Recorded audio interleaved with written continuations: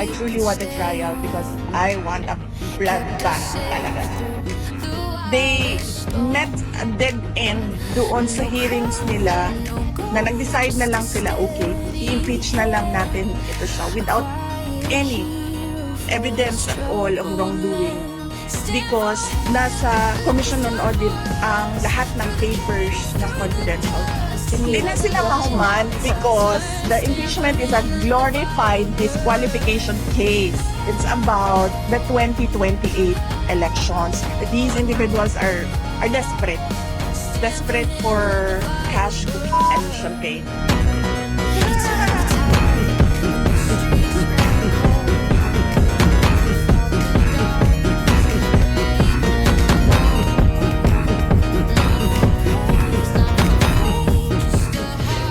Alam nyo, ang pinaka-in-demand talaga na project ng Office of the Vice President ay yung burial and medical assistance. And tinanggal talaga nila. Tinanggal ng House of Representatives yung line item na yun. Kaya hindi talaga namin siya malagyan ng budget. So humingi kami ng pasensya doon.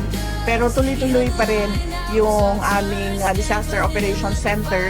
Tuloy-tuloy pa rin yung pagbabagong campaign natin kung saan we advocate education sa mga kabataan and we are targeting to plant 1 million trees. So nag-re-strategize kami. Sinabi ko sa kanila, since maliit na lang yung budget natin, paliitin natin yung project, bilisan natin na maabot natin yung targets natin para next year makagawa tayo ng iba pang project. Kung makikita nyo, meron kaming mga paglipat ng offices dahil lumiit din yung budget namin na para sa Arkila sa rent.